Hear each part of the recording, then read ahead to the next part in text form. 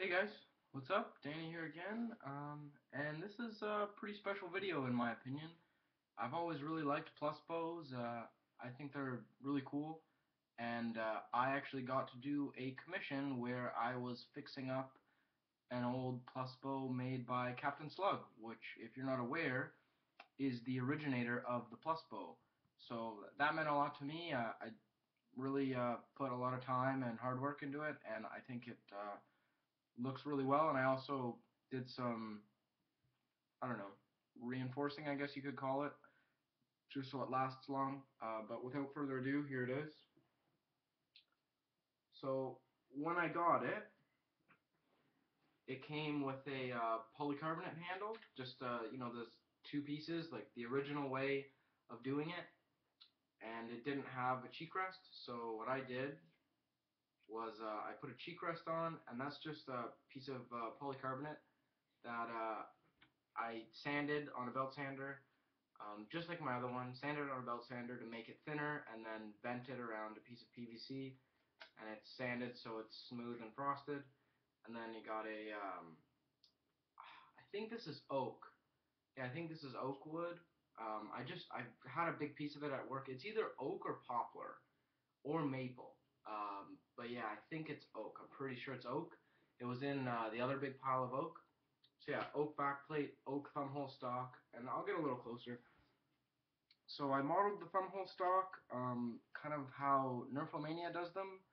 I was watching his Plusbo video, like a long time ago, when I was kind of first starting to get into Nerf again, and I really think that he does them the best. I don't know if this is like his template or his idea or whatever, like this shape, but I couldn't find a template or anything. But I just kind of tried to get it like his, just by looking at it, and I think it's pretty similar.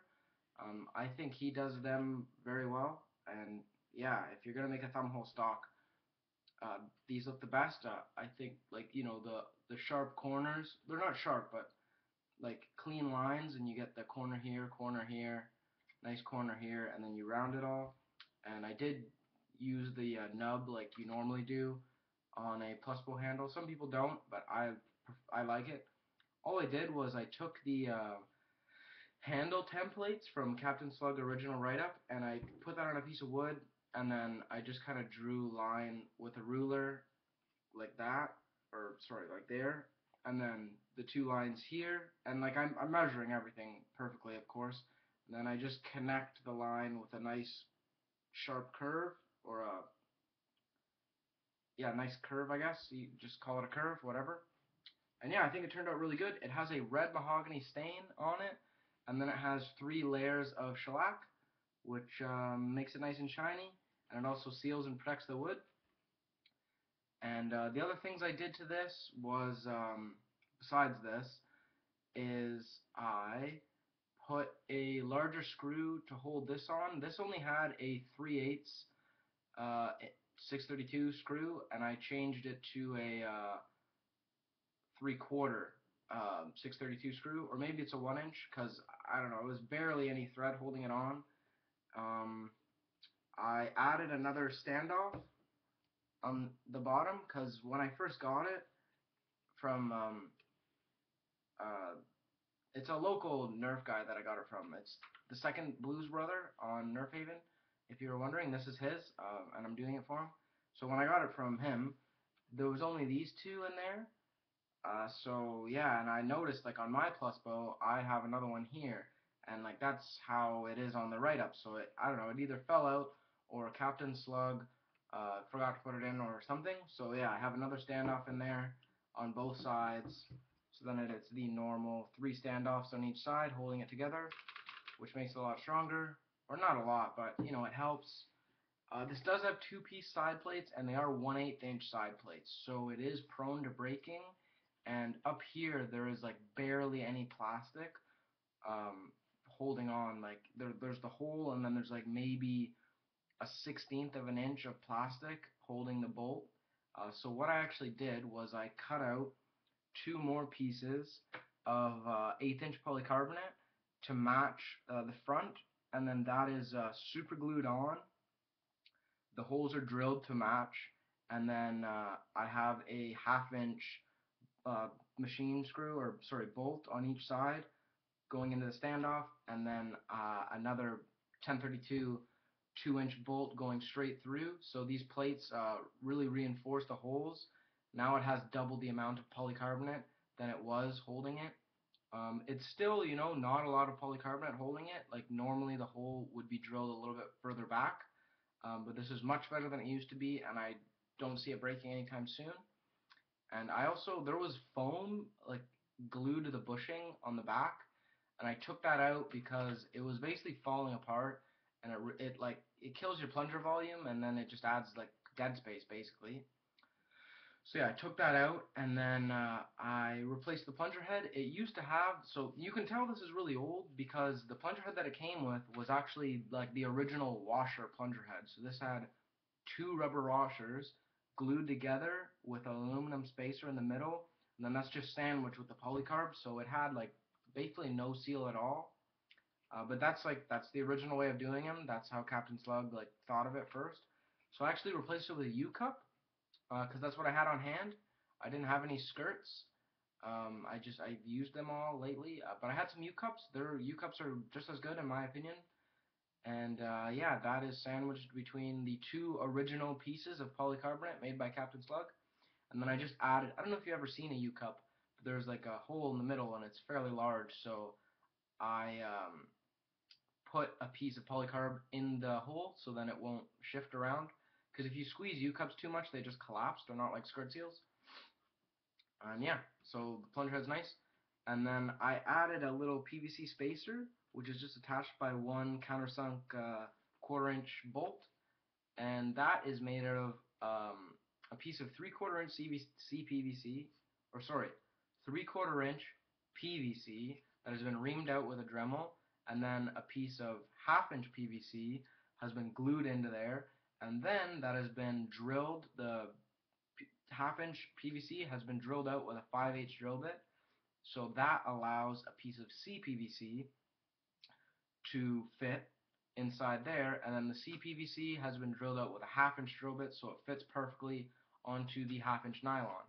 And this is kind of hard to explain, but okay, so you have your 3/4-inch PVC, and then that is, let's just say it's 1/2 inch, and then your 1/2-inch PVC in there is a little bit smaller. It's 1/8 smaller than the 3/4, and then the CPVC is the same size as the 3/4. So what that does is gives like a little ring that's indented, and that allows the coil of the spring to fit perfectly in there, so it doesn't shift around onto the spacer. It is in there perfectly, and it will not move from the spacer.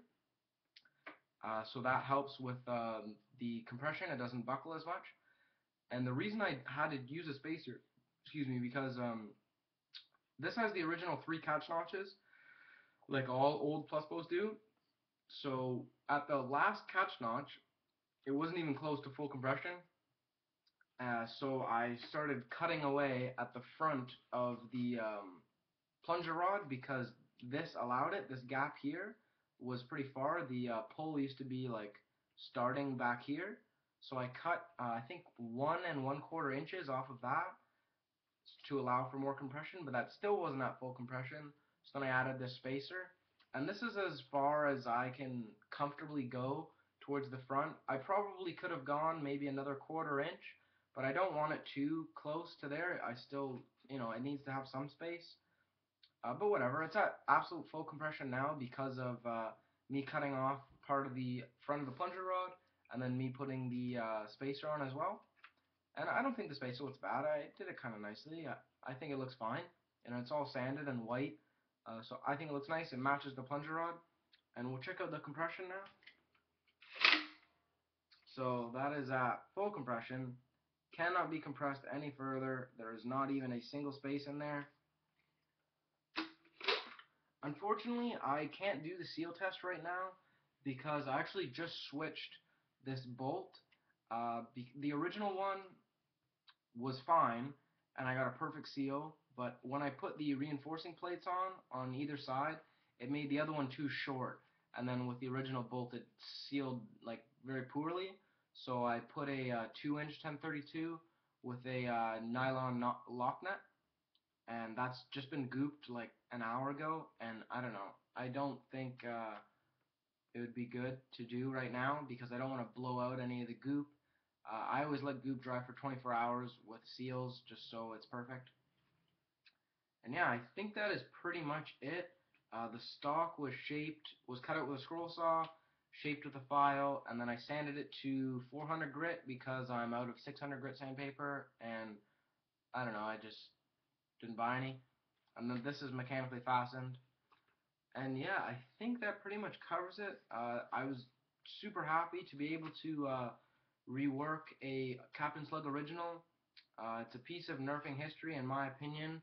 The plus bow was just a revolutionary design, in my opinion, and it's a fantastic design. They're very sturdy, and it stood the test of time. People still use plus bows. People still make plus bows, and yeah, it's awesome. A little bit of background on the plus bow, if you're not aware, this is supposed to be a homemade crossbow, because at the time, nothing could compete with a crossbow. You weren't really going to get over 100 feet, or 100 feet even, with anything else besides maybe a doomsayer. If they were around at that time, I'm not sure. Like big blasts and all the airgun mods weren't really out yet, so if you had a crossbow, you were shooting the furthest. So this was made to compete with crossbows because crossbows at the time were getting very expensive, and they still are expensive, and they're getting very hard to find as well. And they're even harder to find now, and they're even more expensive now. And honestly, I think these look beautiful, especially if you have some nice wood on it. And yeah, if you personally want a plus bow, I do make these for commission. Just message me. And I can also rework plus bows as well, just like I did on this one. And I'm very reasonable with prices. We can even do trades if you want. Um, and yeah, I think that pretty much covers it. Um, yeah, so this was Captainslug's, and then he sold it to Forsaken Angel 24, and then the second Blues brother bought it off Forsaken Angel 24, and then he has now commissioned me to rework it. So this has traveled a very long way and been through a bunch of people before it made its way to my workbench, where it got a makeover. And yeah, anyways, I'm pretty sure that's it. I know I've said that like 5 times. Oh, one last thing. I changed a lot of the bolts to longer bolts because some of them were just barely hanging on there, like not very much threading at all. So I made sure they have lots of threading going into the standoffs, lots of threading going into the polycarb. So yeah, uh, finally that's it. Just want to show you this Captainslug Original Plus Bow that I've reworked with the thumbhole stock. And yeah, hope you like it, guys. And Second Blues Brother, hope you like it. See you tomorrow. And yeah, like always, guys, have a good night, and I'll see you on the forums. Bye.